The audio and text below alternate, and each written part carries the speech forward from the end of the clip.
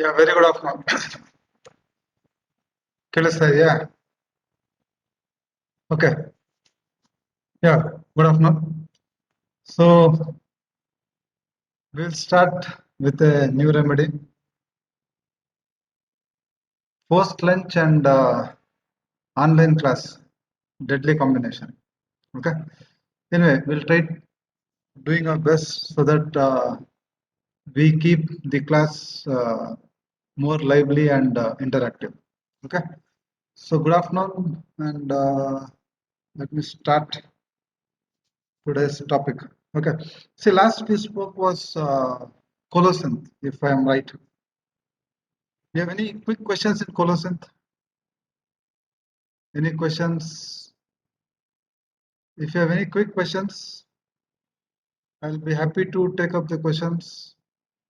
If there are no doubts, no questions, then we will straight away start with today's topic. Okay. So, chalo, no questions. Fine, good.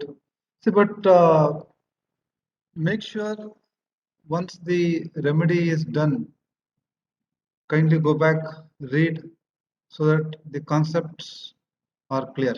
Okay. So I'm starting with something new today, and I don't know if you have seen or if you have heard about this great man. Anything black and white, we talk of, we remember only Dr. Hanuman. Fine, anyway. See, is one Dr. Gregor. Okay. And the importance of this great man was, see, when you talk of constitution, as a second year student, you should be aware what exactly a constitution is. Constitution is nothing but the physical and mental makeup of a person. Many schools, many systems have their own ideas, their own concepts about constitution. Like for example, Hippocrates, Chinese, Ayurveda, allopathy, they have their own theories. But the best accepted theory or the best accepted concept about constitution is what Dr. Gregor has proposed. See, according to him, I'll just give you in a small gist, and from here we will enter the remedy that I'm going to discuss. Now, according to him, based on certain substance which are either more or which are less in our body, he classifies constitution into three very important types. One is the hydrogenoid constitution, and the second one is oxygenoid constitution, and the third one is carbonitrogenide constitution. If I'm right, constitutions, especially this part, will be dealt in detail in third year, but I'm just giving you a small idea what exactly hydrogenoid constitution mean. See, from the name, few of you would have got a clue. In hydrogenoid constitution, there will be excess of hydrogen. So naturally, there will be excess of water in the blood and tissues. So such constitutions are called as hydrogenoid constitution. See, now what I'm trying to tell you is, tomorrow in your practice or tomorrow when you start reading different remedies, there are certain remedies which fits into hydrogenoid constitution. There are certain which fits into oxygenoid constitution, and there are few which might also fit into carbon nitrogenide constitution. So, as I was rightly telling to you, there are few patients, few constitutions who are very sensitive to excess of moisture. For example, if the weather is very moist, or if the fruits that they take has more of water content, okay, or for example bathing, all these things might aggravate their problems. So tomorrow you have a patient who has asthma or who has wheezing, who has some respiratory issues, and these respiratory issues aggravate in wet weather. These constitution they come under you know hydrogenide constitution. I'll tell you a little more about this so that you get a basic idea what I'm trying to tell, and then we'll move further. So, which weather? I have a small question for you. Which weather is characterized by excess of moisture? Okay, so for example, rainy weather, uh, weather, misty weather. So these are a few types of weather in which we'll have excess of moisture. So what I want to try to tell you here is, so few constitutions. See, not everybody will get disturbed by such kind of environment. If a person belongs to hydrogenide constitution, then he will have some aggravating factors, or such weather will aggravate the condition. See, can you think of some food which has more of moisture, which has more of water content? I told you afternoon class and online. Let's break that myth. It's a deadly combination. Very good. Chinmay says fruits. All fruits, mango, papaya. Yeah. Madhusudan is speaking of cucumber. Good. Yeah. Now, I mean, a lot of other fruits are coming in. So, fruits which are more watery. Fine. I'm not talking of pulpy fruits. I'm talking of fruits which has more of moisture. Okay, very good. I'm happy with the answers that you have given. I'll just show you some pictures. Okay, yes, the citrus thing that you spoke of, watermelon, many of you have got it right. Cucumber, somebody rightly said. Mushrooms has a good amount of moisture, and all those sea products, naturally they are in water, so they will also have good amount of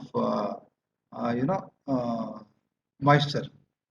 So tomorrow you have a patient who comes to you and he says, whenever I take anything that is rich in moisture, okay, any food which is got too much of moisture, and then my complaints aggravate, so they fall under hydrogenate constitution.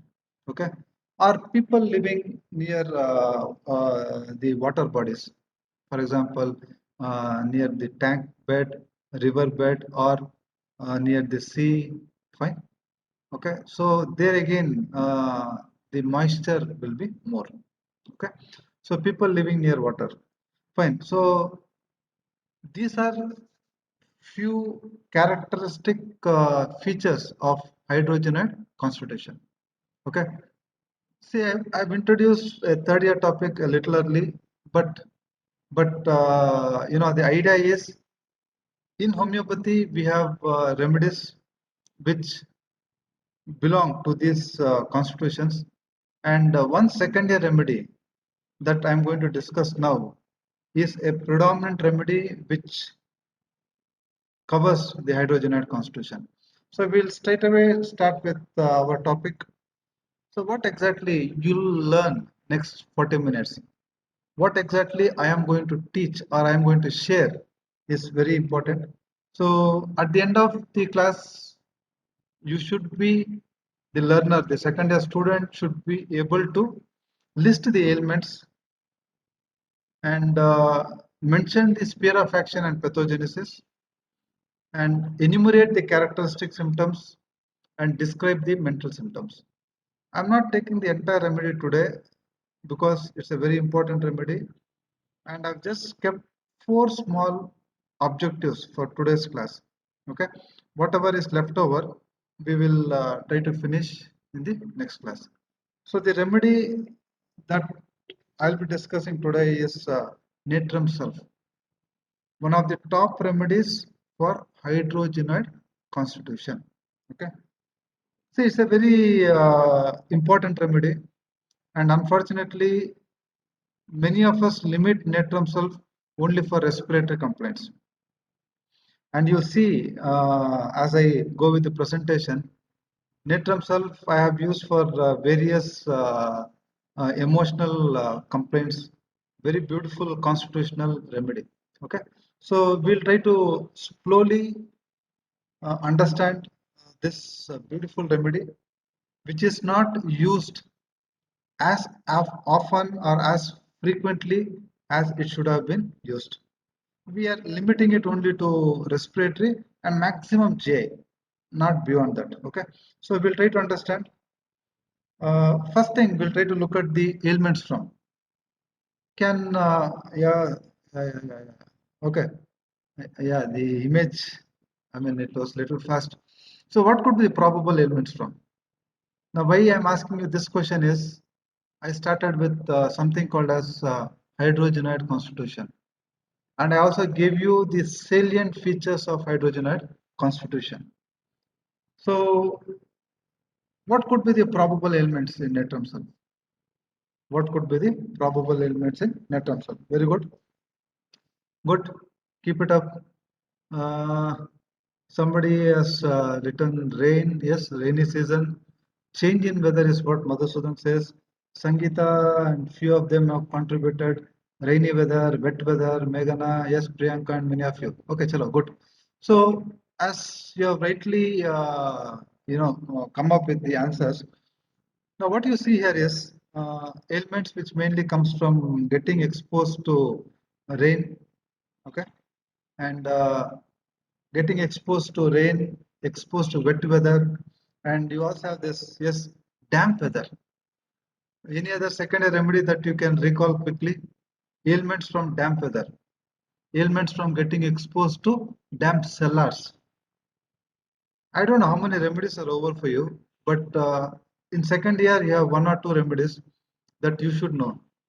Minimum you should know dulcamara, you should also know antimonium tartaricum, ailments from damp weather, damp cellar, and very important remedy. Apart from the weather that you could relate, keeping the hydrogenoid constitution in mind, you should also remember this is where many of we homeopaths we have used this, and a very good remedy for head injury, ailments from head injury, immediate effects and remote effects of head injury. So 2 days back there was head injury, yes, or 5 years back a person had head injury and since then he is suffering with some complaint. We'll see what the complaints are a little later. So ailments from head injury or ailments from getting exposed to cold air and ailments from fall and ailments from spinal injuries. I hope the images are self-explanatory. I hope it is clear. Again, thanks to Google Images, which makes the explanation self, which makes the class self-explanatory. So these images, getting wet, damp cellars, exposure to cold, head injury, history of fall, okay, and spinal injuries. Hmm. Now, as I was trying to tell you a little while ago, natrium sulfate has a lot of mental symptoms. This is one unexplored area of natrium sulfate, and you should know this.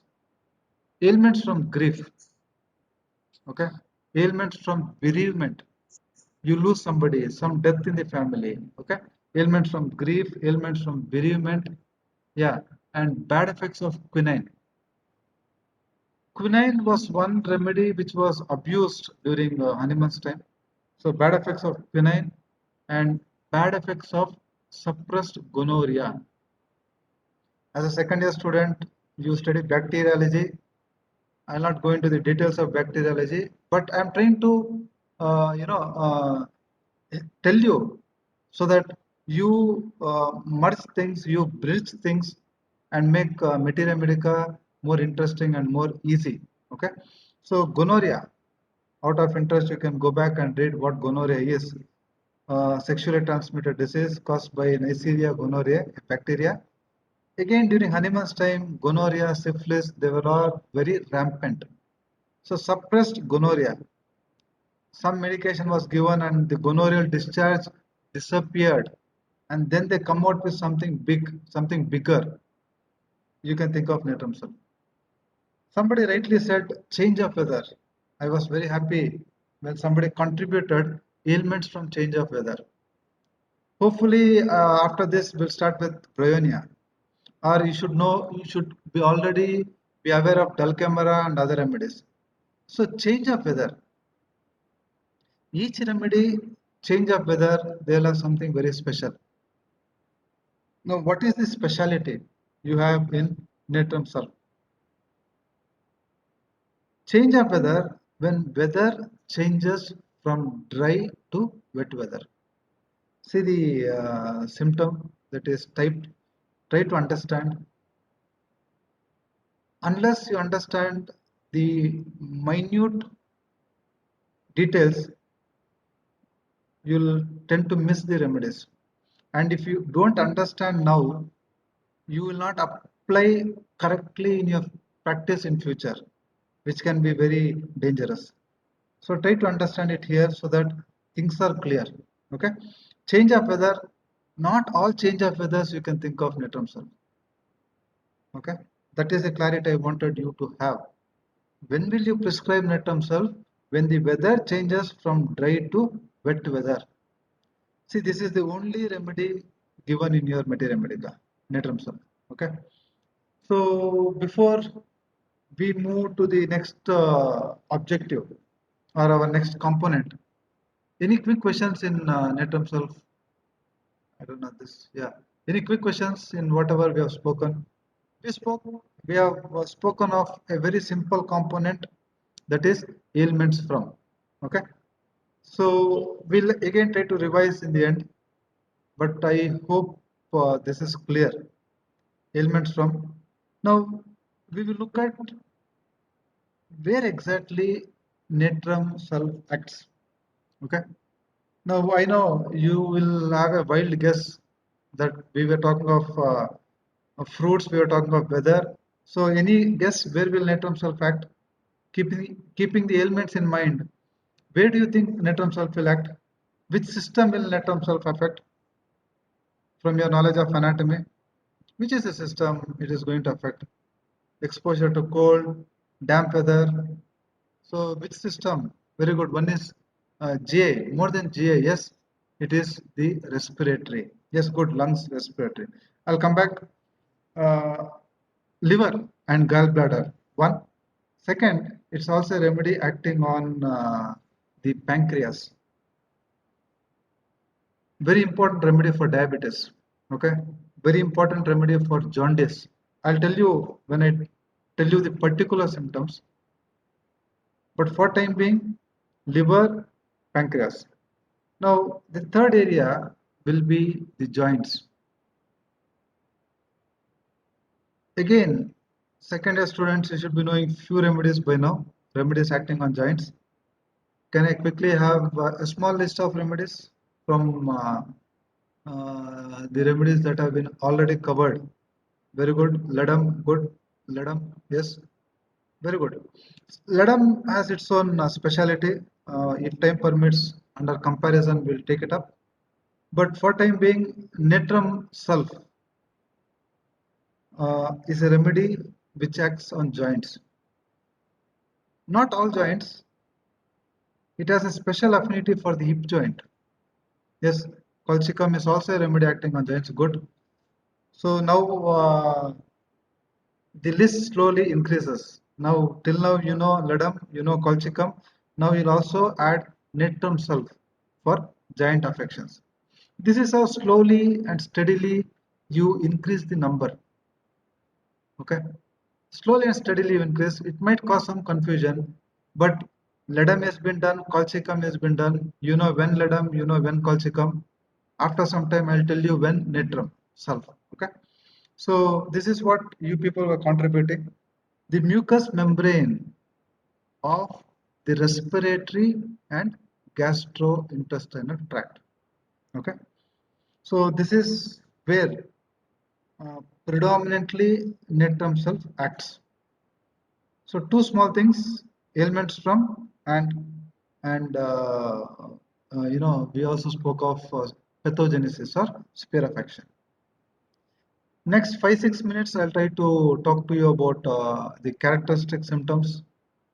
And once we are done with characteristic symptoms, we'll rejoin again and spend some quality time, and we'll try to understand the mental symptoms of natrum cell. So in this component, I'm trying to tell you about what is the symptoms in natrum cell, which are very peculiar, very unique, and very characteristic. We are not looking at the common expressions of natrum cell in this component. So we are looking at the characteristic symptoms. So what is characteristic?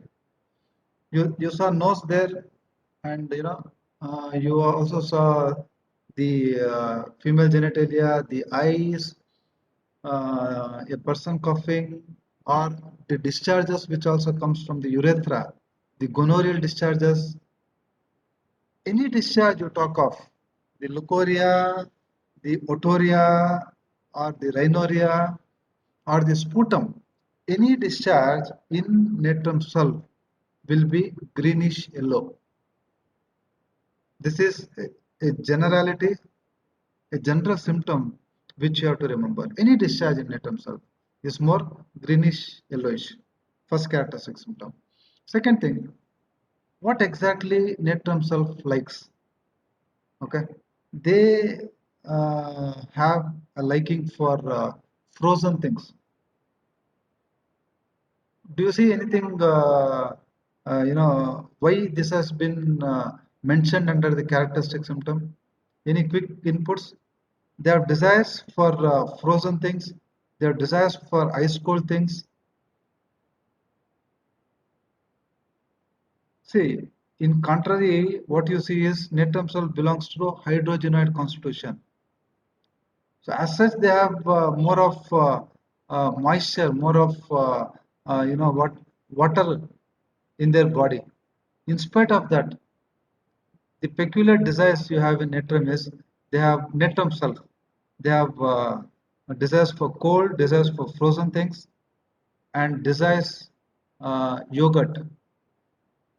In our local language, you can take it as curds, desires curds. See, these are three, four important desires you have in natrum self. But characteristically, they also have aversion. Few constitutions, who has absolute hatred towards curds. I have come across many patients in clinic. They don't like curds. They don't like the smell. Raita, anything to do with curd, they will not like. Many times they don't sit next to people. I had patients, who eat curd while eating. They're not comfortable with the smell. So one remedy that should come to your mind when you come across such constitutions who have an absolute aversion to yogurt, natrum sulf. This symptom can open many cases in your future. Strong aversion to curds, strong aversion to yogurt, you can think of natrum sulf. They also have aversion to meat. They also have aversion to bread. Okay, aversions. And this part, what I'm trying to tell you, as many of you rightly contributed, that this is a remedy for many lung affections. If you just see the X-ray that I've just tried to show you there with a circle, what I'm trying to tell you is it's a beautiful remedy for pneumonia. Pneumonia is nothing but inflammation of lungs for a second year student. You'll be studying in detail in your systemic pathology. But see, when you're studying your allied subject, you should always remember that you are a homeopathic student. And anything, try relating to homeopathy. Okay. So tomorrow when pneumonia is told, you should immediately think of natrum sulf or any other remedy that your teachers talk of about pneumonia. And in natrum sulf, it has a special affinity for left lower lobe of the lung getting affected. So pneumonia, tomorrow in your clinic, a person who has got a patch over the left lower lobe, then you can think of, and only then you can think of natrum sulf. Okay, so that's why it is told under the characteristic symptoms. Again, diarrhea. Now, what is so special in diarrhea? Why is diarrhea you have put under a characteristic symptom? Then, if that question comes, it should come. If it does not come, make sure such questions come. Why this is being put under characteristic symptom? You should start questioning. You should start questioning yourself. So, Natrum sulf has something very peculiar. Early morning diarrhea. The moment he wakes up, the first step he keeps on the floor, suddenly he'll get an urge to pass stools and he has to rush to the washroom. That is why it is characteristic. Okay. So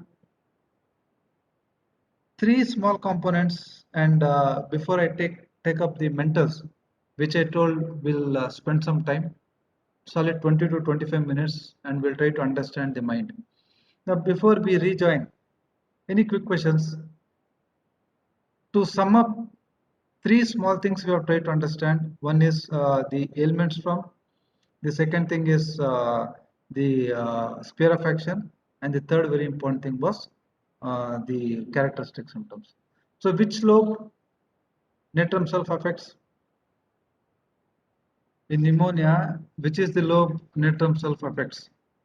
Very good, good. Gangotri, good, beautiful. Yeah, yeah, good. See, don't limit to left. Left, you might have many remedies, and that's why your anatomy comes into play. Left, how many lobes you have in your lung? So left lower lobe, you should be very very specific. Good, and common something Natrum self has in common. Desires and aversions. There is something very common in Natrum self. What is that common factor? Few of them might have desires, and few of them also might have aversion. Very good. That is curd or yogurt. Okay, good. So any questions here? No questions, then I'll end the meet so that we get some extra time and we can focus on the mind of Natram sir. Okay, 1 second. There's a question, sir. This remedy is 1 second. Let me just 1 second, 1 second. Sir, can this remedy be thought of in cases of present pandemic? It's a nice question, but see, present pandemic is a different thing, and I have not yet completed Natram self. Must be at the end of the class, not today's class.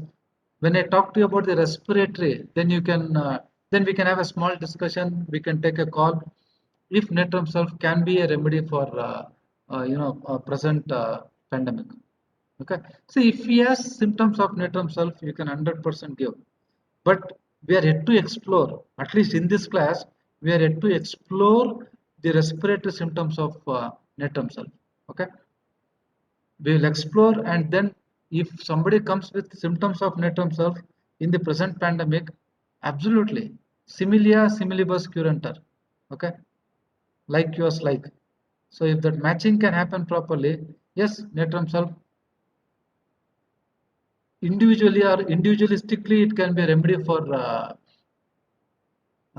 this thing. What for the present pandemic? We'll just